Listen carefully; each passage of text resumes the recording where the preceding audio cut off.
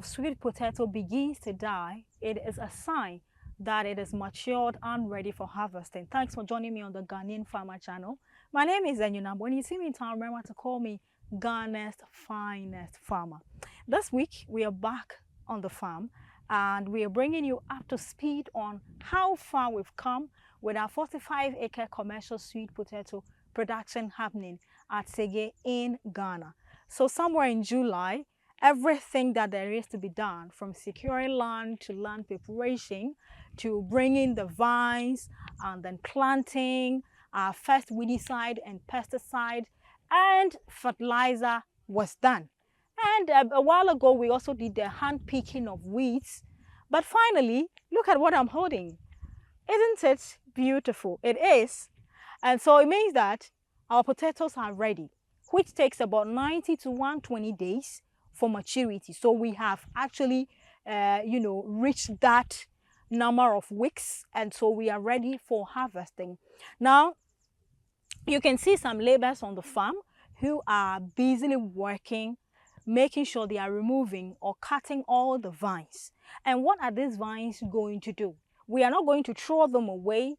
You can either decide to plow them back into the soil, or you can sell it off to livestock farmers like goat, sheep, pig, and cows. You can use it as an alternative feed for your livestock. So if you're a livestock farmer and you're thinking about alternative feed to give to your livestock, this is an alternative. So if you are around any community where potatoes are produced, you want to approach the farmers and do business with them. So they are busily making sure they cut all the vines, and then followed after would be the harvester that would come to site and then start, removing the potato from the soil, and then we can pick them, move them to the warehouse, wash them clean, and grate them so that you can get a 1 kilo, 2 kilo, 3 kilo, and all the way. You grade them into that category before it is well packaged and sent overseas for sale. And then the ones, so one of the challenges we've been encountering all this while, moment the potato started forming and maturing, is rat or mouse. I don't know what it is they are, but they have been a thorn in my flesh. All right, look at this. This morning when we arrived, just look at it. They've actually eaten. Just look at the size of this potato. Look at this one. Look at this one. They've eaten it. Some are able to even eat everything, but this one, they've had mercy on me. So they've ate half and left half. So these are some of the things that an investor, assuming that you have given money to someone to do business for you, I mean, like my potential partners that I'm working with, we have projected that each acre will give you a certain quantity of tons. However, if we project, let's say, 10 tons per 1 acre, you are not likely to get all the 10 tons as a result of this. All right, the rat or the mouse are eaten. So all these ones would be separated from the other ones that are fully formed and they were not attacked by the mouse or the rat. So at the end of the day, your expectation should be somewhere 7 or 8 tons. And then the 2 tons that will be left would be these ones. And the good news is that even at this level, it is not entirely waste, okay?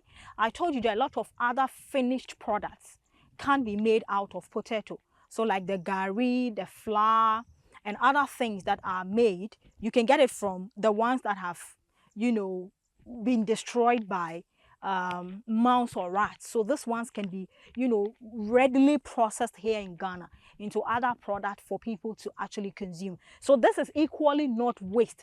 And of course, the vines, like I'm saying, some livestock farmers buy it and feed to their livestock. Other farmers will plow into the soil. However, you can still select, and that's a lot of work. That is if you have time and you can do it. You make sure you take your time, and while they are cutting the vines, you select the one that the leaves are not dead, that they are looking very fresh, they are not attacked by insects, and there's a special treatment that you do to it, and then you can actually replant it. That also saves you money on the side. So, for this 4 months of experiencing sweet potato farming, I've learned a lot. my mind has been open to a lot of things, and I'm beginning to understand what it is like to actually do this kind of farming. All right, so you can, if you have the energy and you have the strength, of course you want to cut down costs, because if you call Marvelous to supply you vines, they will supply and charge you the same amount. But if you know how to do the treatment, you make sure you take time while they are cutting. You actually select the good ones, the fresh ones, the ones that are looking green. Keep them at a very cold place. Always make sure morning and evening you sprinkle water over it, and then you do some little treatment to it. All right, then you can quickly prepare your bed and replant those ones. So if it's not enough, then you can now request for fresh ones from a supplier, that's Marvelous Trust. Then they can bring it for you to add up to what you have, and then you continue planting.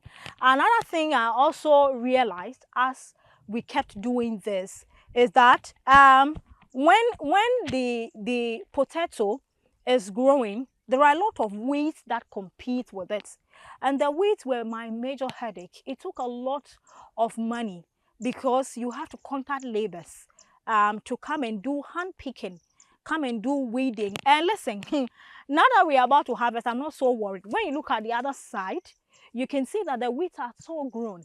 But it was less than 3 weeks or so, or a month, when we actually did the hand picking of weeds. But they are all back. So all these things, that's why we always advise against people who are into corporate farming and he's found love or passion for farming. He says, listen, I want to quit my work and venture entirely into farming. My brother, my sister, you would get frustrated and perhaps quit the farming also and move back to corporate work, because you need money. Every step of the way, you need money to be injecting into what you're doing. So it's very, very important that you would be working, but you have a dedicated team of people who you work with, who will be supporting you. So is there some few tips for you to know how far we've come?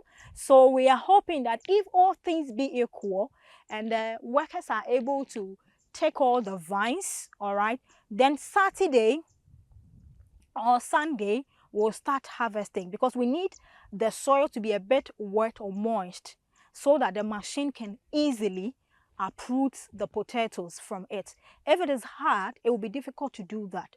It means we'll have to wait extra days or extra weeks, and it will not be good for us, because the more you wait, I mean, the longer you wait, the opportunity you give to the mouse and the rat to keep eating your potato, which is not good for us as business people. We need money. So it's very good that, it's very important that we get the soil very moist. And 2 days ago, we had some showers. It was not too strong, some showers. So we are hoping that quickly we'll be able to move in the machine and then you start harvesting. Now, if you look around this one too, you get to see that there are small baby vines shooting. Now, this simply means that the potato it is matured or it is overgrowing. And so if you are not harvesting, it's considering itself as it can still shoot vines and reproduce another, which is not good. All right, so anytime you are trying to check if your potato is matured, if you don't see the sign of some of the leaves dying, so when you go out there again, you can see some of the leaves are looking yellowish, they are dying. It means that it is grown, it is ready, so you have to get me out of the soil.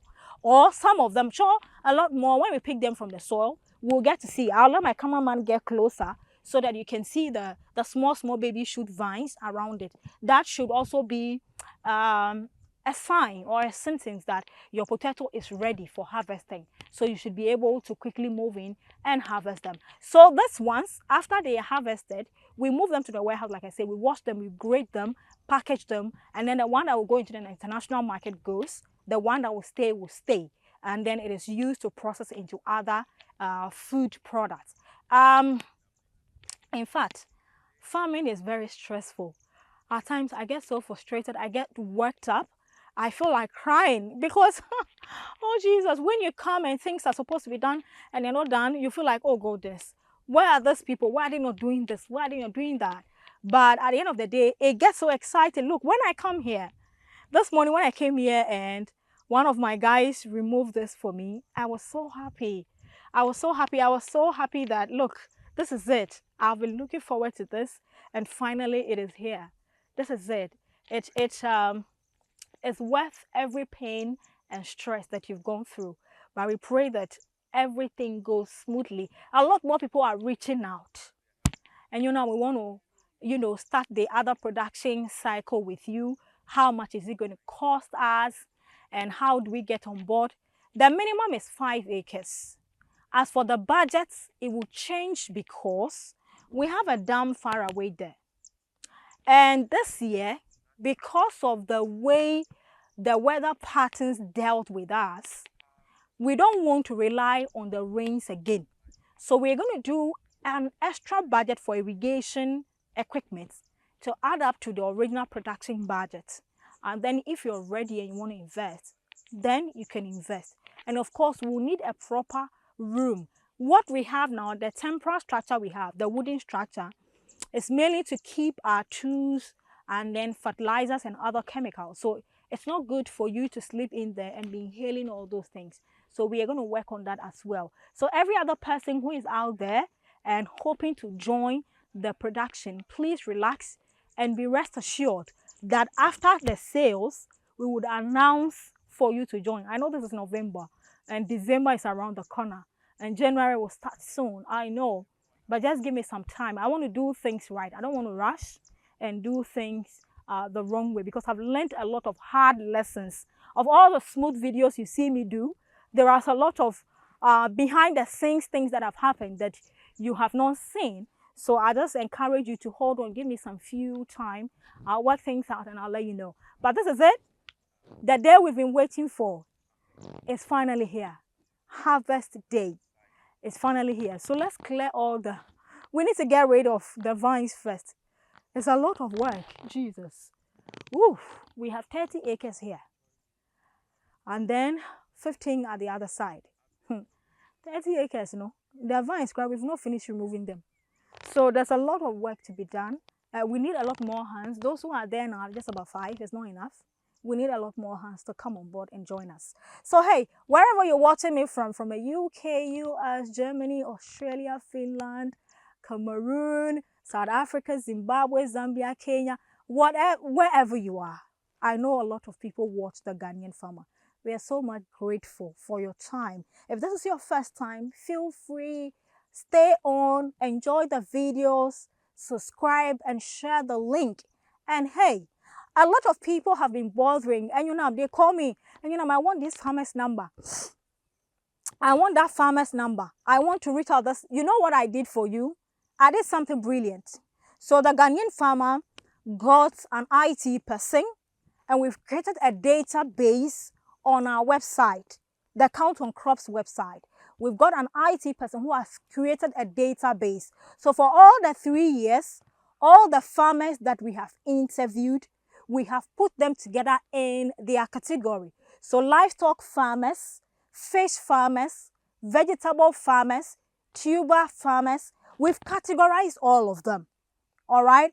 All you have to do is that when you call me henceforth, that I want this farmer's number, I will share the link with you. And then when you tap on the link, it takes you straight to our website. You enter your name, your email, your address, your contact number, and then you enter the category of farmer you're looking for. So please, if it is livestock farmer, just enter livestock farmer. And all the livestock farmers I've interviewed, their numbers, the type of farm they do, their location, a contact number would open. And then you can download. There's a portion or a place where you can just click download. You download it, it goes straight to your email, and you can get all the numbers you want.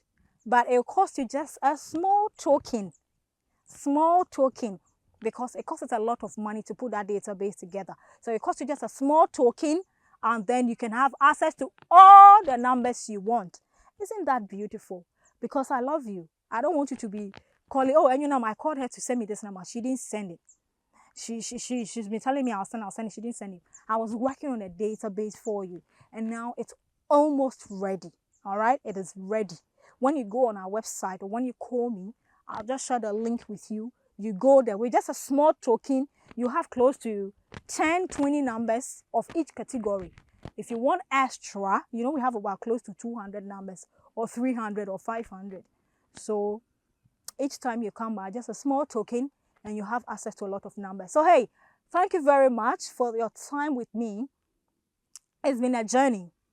It's been an experience, a learning curve for me as a commercial farmer producing orange flesh sweet potato. Oh, Jesus. I'm so happy, huh? Even though there's a lot of work to be done, I am very happy. Thank you so much for your time with me. I want to say thank you for watching and sticking with me. And those of you who are asking, when are you harvesting? Very soon, we're harvesting. We need to move all the vines and then we'll harvest. Thank you very much for your time with me. I'll see you some other time. But remember, if you are recommending the #1 agriculture channel in Ghana and Africa to any friend, family, or relative, remember it's The Ghanaian Farmer. Business tilling the land. Bye-bye.